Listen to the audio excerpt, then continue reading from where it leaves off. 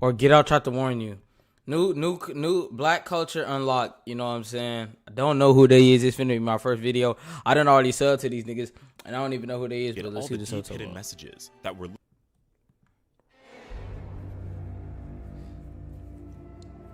While I eat this beautiful McDonald's mukbang. Get Out is a masterpiece. It is by far one of the most memorable films I've seen in recent years. Of course, there is a racial component to this movie. They were chasing after black people for their bodies, claiming they would make fine vessels for the old, sick, and dying white folks. But did you also get all the deep hidden messages that were literally screaming right in front of your face? There is so much depth to this movie, depth that's worth exploring. Let's take a deep dive and see what you might have missed.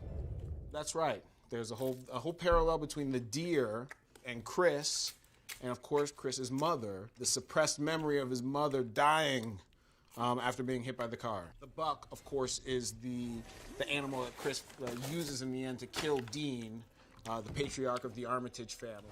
Get Out is a psychological horror film written, directed, and co-produced by Jordan Peele. And Peele loves to hide a couple of Easter eggs in his work. That's right. That's what we call a little Easter egg for the coop. I don't like niggas that explain shit. When niggas will make a whole video explaining like what they did and shit, or this and that, that's trash. Let niggas think this bitch a Scooby-Doo mystery and let niggas just solve that hoe. I don't really like that shit. Brick fans. But like if it's on like the comment and shit, be like, you can dissect and examine every little hidden message that shouldn't be overlooked. And with this film, it has a lot to do with people's fake faces. Sometimes it's easy to tell why people don't like you. At other times, you have no clue why. The question is, can you trust the people who do like you? Do they accept you with all your flaws and imperfections? Or do they have an ulterior motive for being your friend? Well, this movie uses horror and an eerie plot to explore the themes of race relations in the United States. It focuses on the tension between the black and white communities and how it can all hide well behind a facade of friendliness. In Chris's case, it simmers under the disguise of true love. Here are some of the hidden messages in Get Out. One of the many reasons why this movie is so satisfying is that Chris actually behaves intelligently throughout the entire film. He doesn't just go into a fit of panic and run like a mindless zombie. He is observant, relatable, and rational. He tries to brush off the first couple of things so as to not be disrespectful to Rose or get too weird in front of her parents. But when things start going south, he says, "Yeah, I want to go home, babe. Can we go?" The first sign is the Sikiliza, the opening song. It starts to play in the first few minutes of the film and proceeds to play a couple of times throughout the movie. This song is a literal warning to Chris, telling him to run and save himself. One instance is during the party scene when Chris is talking. Man, this narrator don't sound black. I'm not fucking with that shit. That's racial culturation appropriation. About his. And I was thinking, nigga, I low-key wish I was in some shit like this, just so I can just like, nigga, really just hunker down and just I just want to run in the fields. Experience being an African American. The song also plays when Chris looks at the mounted deer head.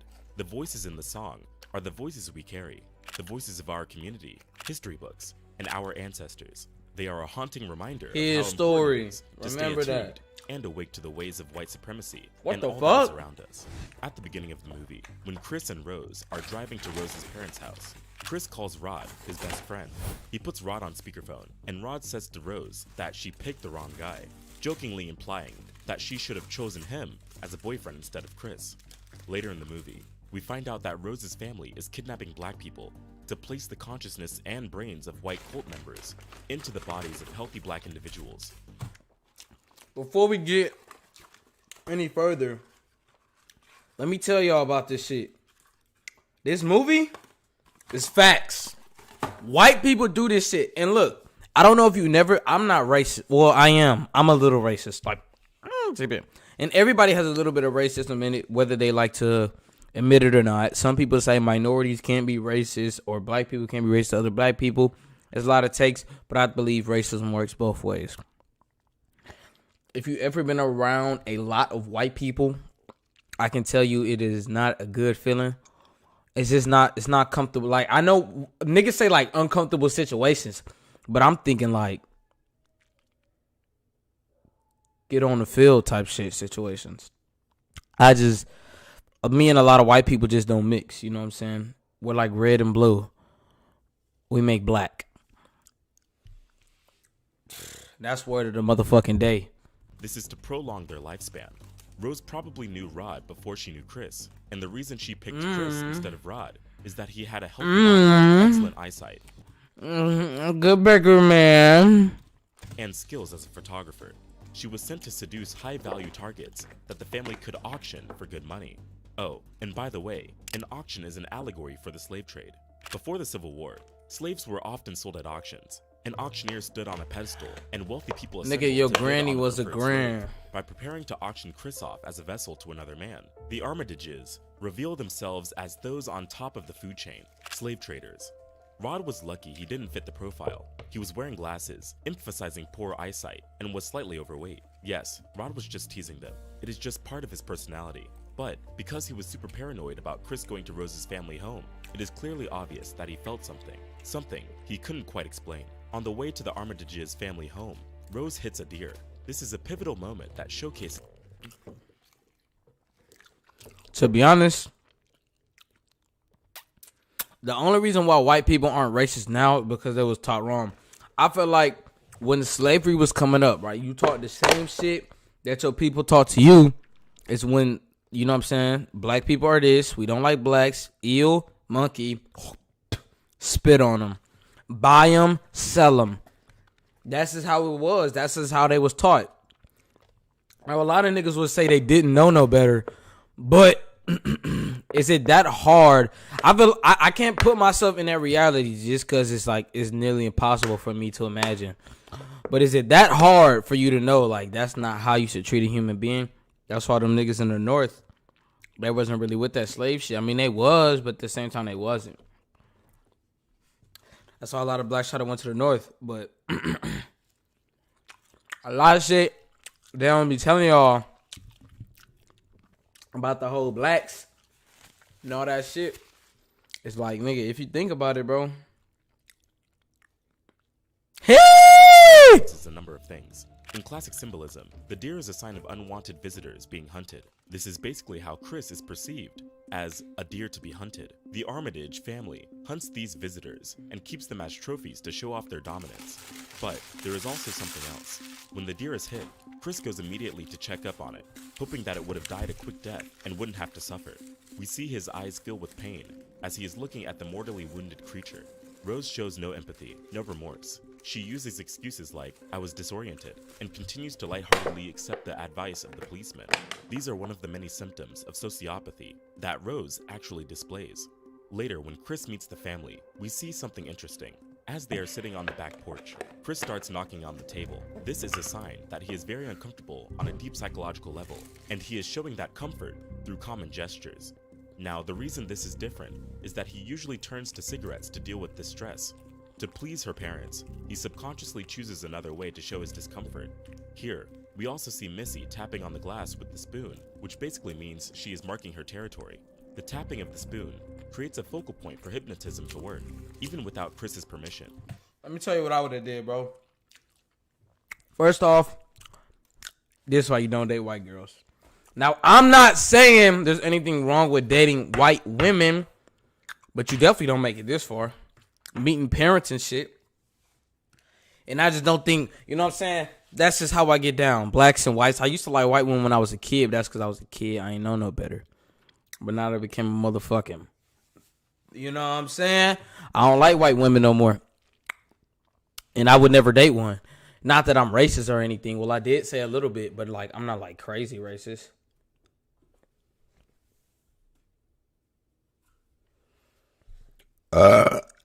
Anyways, like I was saying though, caught that motherfucking hiccups. That what I would have did in this situation, bro, I would have been left. Like when shit was getting weird, I wouldn't stay around because she talking about some baby, no, this and that. First off, that white girl has a big nose. Hit that bitch in the motherfucking nose. Went through the front door, fall flat. Got out of there. On that note, the silver spoon symbolizes white privilege, being born with a silver spoon. Another interesting thing that you probably missed is the subtle use of color to show alliance and conflict between characters. At the start of the film, Rose is wearing lots of blues. Blues associated with She's a crip. while showing professionalism She's a crip. and You got you a gang banging racist white bitch. What the fuck is you doing in life? loyalty. But then we see Rose's color scheme changing. It subtly shifts to red as a way to demonstrate Chris's isolation and vulnerability. This is the first time we see Rose wearing a different color, and she decides to change it when people start attending the party to bid on Chris. When wearing red, she represents the Republican ideology and becomes a danger to Chris, while Chris is still wearing blue, which makes him systematically excluded. Now, let's take a look at the color psychology of red. Many of the guests and the Armitages are also wearing some form of red, whether that's a handkerchief, tie, skirt, or a shirt. This is the symbol That guy looks racist. of their secret society. Of course, red has a lot to do with blood, and by wearing it, they show that they don't mind spilling plenty of it to get exactly what they want. Because of its ability to grab people's attention, the color red is often associated with impending danger. Think fire engines, stop signs, sirens, red traffic lights, etc. Here is another thing you probably missed. Back when Rose was driving Chris to the family home, she was driving a red car. This suggests that Rose was taking Chris straight into danger. When Rose and Chris sit side by side in the big get-together, we can see that their clothing forms a direct image of the American flag. The couple now represents a visual personification of the racial divide. This says a lot Fuck it, bro. Segregation. about segregation and Chris's position Told you. as a black person in a white community. If you're enjoying this video so far, please leave a like on it and subscribe to the channel. Damn, them motherfucking chocolatey as hell. Gotta get my fingers looking like boo boo, man. You know what I'm saying? Long way in helping our message get pushed to more people. We aren't just telling stories, we're changing lives and waking the culture up. Now, let's get back into it. See, when I seen that nigga at the auction, I would have took off. That's when you know to take off. Another important warning in Get Out is the message of mind control, or the sunken state, as the antagonist would call it. With the help of hypnosis and neurosurgery, the Armitage family could move the consciousness of one person into another person's body. The sunken place represents Missy's full control over Chris. Now, sink into the floor. Wait. Sink. This hypnosis scene had That shit wouldn't have got me, bro. I would have told that bitch, no! Bro, shut the fuck up, bitch. a hidden emotional meaning for Chris. He is pulling some cotton from the chair as he struggles to deafen the hypnotic sound of the silver spoon. This is a clear sign of the struggles of African Americans throughout history. The cotton economy was what drove a high demand for slavery in the Deep South. People were being sold off in droves, creating the second biggest forced migration in America's history. The moment when Missy took over his mind is something we can also compare to today's celebrities. The MK Ultra conspiracy theory suggests that celebrities are under mind control. We can see many examples of celebrities staring into space with blank expressions, showing evidence of a glitch in their programming. Like with Cardi B and her unexpected blank staring during the 2018 Grammy red carpet interview.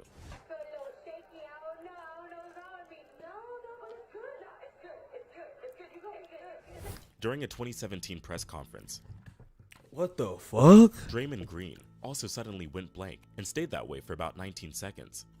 You know, with another knee. But at the end of the day, you know, I have amazing teammates. What the fuck? Y'all can't even see.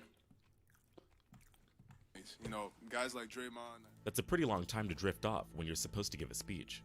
But sports and music stars are not the only ones who are perceived to be victims of mind control. In 2006, a former astronaut, Hayden Marie Stephanician Piper, took part at a press conference in Houston, Texas, when she planned on revealing a UFO encounter she had in space. But she unexpectedly fainted and was unable to finish her statement. Because of this, people believe she was hypnotized. After Chris figures out the truth about the Armitage family, Rose is seen scouting on her laptop for her next victim. In this scene, she is eating Fruit Loop cereal and milk.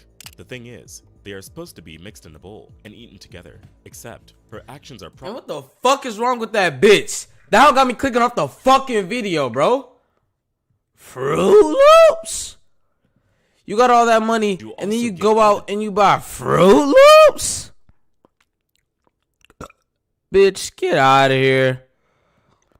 Thing is, they are supposed to be mixed in a bowl and eaten together, Except, her actions are probably showcasing something more sinister, because milk is white and Fruit Loops come in a bunch of colors. Serving them separately most likely symbolizes the segregation era, when people of color were expected to use different public amenities than white people. While Rose is eating her Fruit Loops, we see Chris taking Jeremy's car to try and escape. The moment he starts the engine, you can hear a chilling song called Run Rabbit Run playing on the radio. Now if you remember, in the first scene, when a man kidnaps Andre, this exact song rabbit. Is that song? Run, rabbit, run, rabbit.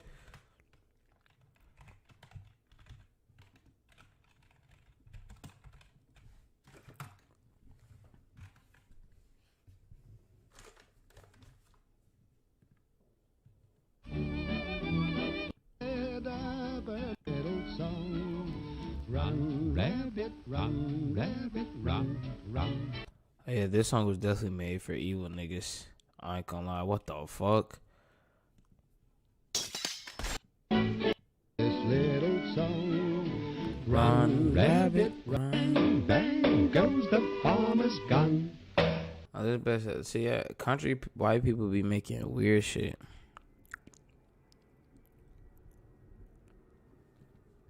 Plays in his vehicle. This proves that Jeremy was the one who kidnapped Andre. He is using the song as a way to show dominance to his victim. He enjoys the striking contrast of the eerie chord against the blood and gore. But there is more to this song than meets the eye. Symbolically, the rabbit represents black people being persecuted by the white race. Even on his first night. But that makes us look so fucking submissive. Come around here with that shit, nigga. The Armitages slyly serve Chris a carrot cake. This means that Chris, I'm getting heated and the in other this black bitch. people they've captured Swear are to creatures God. meant to be consumed. There That were make many black negative people just look so motherfucking weak when in reality we are the racial strongest. stereotypes that had an effect on how people viewed African Americans. These stereotypes were so engraved in society that they created a huge racial divide. Historically, black people were often compared to rabbits. For example, African American women were thought to feel little pain when giving birth, and bear cutting with nearly as much impunity as dogs and rabbits. Stereotypes such as these were used to rationalize the cruel and inhumane treatment of slaves. It's a shame that many such insane stereotypes still exist today. It's a goddamn Even shame. the deaths in the film were not simplistic. It's a Dean motherfucking Armitage was an shame. evil surgeon and a liar. He disliked deer and stated that when someone has killed this animal, they've done service to mankind. Chris uses a deer statue to stab Dean in the throat while doing surgery. Missy Armitage hypnotizes her patients by looking into their eyes. Chris kills her by stabbing her in the eye in her office. Jeremy Armitage is a fan of jiu-jitsu. Chris outsmarts Jeremy with a clever move and crushes his skull. Rose Armitage is an excellent manipulator, sociopath, and good at betrayal. She is killed by her own victim in the form of betrayal. The movie has two endings. In the first one, Chris is saved by Rod. What's worth mentioning is the impact of the police vehicle as it's creeping in. You can see in this scene, Chris just gives up. Isn't it strange that whenever a cop car pulls over a black man covered in blood, you know that his life is over? These police lights don't invoke safety and reassurance. They invoke fear. When Rod comes out, this is the first time Chris feels actual relief. It would have been great if Chris lit up a cigarette in the end as Rod drove away. But just to be clear, we are in no way promoting cigarettes at all. He was Yeah, just you are. craving one the entire Go time get he was in one. the Armitage Go home. get you a motherfucking pack of menthols. Bad message. And he never actually got the chance to smoke. If you a course, dumbass. hypnotized him to stop smoking. But if he were to smoke one right now, it would be a symbolic closure that the psychological control the Armitage family had over him was over. This, to me, implies that any living victims might still be under Armitage's mind control, and who knows how many people they've kidnapped over the years. Rod says that this is being handled, but can Chris really walk free? Sure, the fire destroyed most of the evidence in the house, but it didn't destroy all of it. For example, the bodies of the groundskeeper, the house cleaner, and the woman in the driveway. These are all substantial pieces of evidence that do survive. Any crime scene investigator will figure out that the groundskeeper died of a self-inflicted gunshot wound to the head. The gunshot residue on his hands will prove that he shot Rose, but Chris did try to strangle her, and his fingerprints are all over the murder weapon, Rose's neck, and the car, to say the least. An autopsy report should point out that all the black victims are, in fact, missing persons. Then we have the bidders at the party. When Rose and the Armitage family introduced Chris, they only used his first name. To them, Chris was just valuable stock, rather than a human being. Knowing his background, family, interests, or anything about So his I life know would be when a white meaningless. woman come touching on me and all the goddamn muscle, Get the fuck off me. You're trying to buy me. So the question is, can these elderly white people positively identify a black man if they only knew his first name? Okay. So, the FBI has its work cut out for them. The alternate ending is not so hopeful. Here, Chris goes to jail, probably for life. Rod is willing to fight for him and get him out, but Chris has no intention of fighting. He only implies that he stopped it. When Jordan Peele tested the ending, the audience loved Chris, and they wanted him to win. Also, filmmakers believed that letting Chris win, they would send out a more powerful message. Hence, why Peele went for a positive ending. But when you take a look at this ending, you can clearly see the actual truth. The realities for Black Americans are often not the same as for white people. The fundamental differences lie in the way Black people are treated, in the misunderstandings, judgment, and bias, like how violence against Black people is normalized. When we normalize racism and bigotry, we often dismiss the racism people are facing on a daily basis. The alternate ending focuses on exactly that, the brutal reality of what Chris is bound to face given his predicament. Since Black Americans are deemed more violent in our What the fuck does this have to do with the movie at this point? current society, But I'm gonna let bro you may not rock be because he surprised black. or outraged to see violent or strange things happen to Black people outside of their community. We can see this from the beginning to the very end of the movie, how Chris and Rod can't help but feel vulnerable when being surrounded by white people.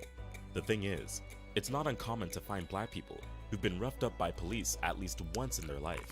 If it didn't happen to them, then it has definitely happened to some of their family members or friends. This happens to Black people all the time, and it is the norm. The movie is a great eye-opener. Haven't we all seen people in situations where we want to scream for them to get... There's only one way to fix this issue. We can't leave no one left so they can tell what is. What Thanos say? Whatever Thanos did, that's what the Black people got to do. But it is never that easy. They've already fallen into the sunken place, unable to free themselves of the shackles of their own mind. We can observe a situation as an outsider, but... Alright, that's enough black shit for the day.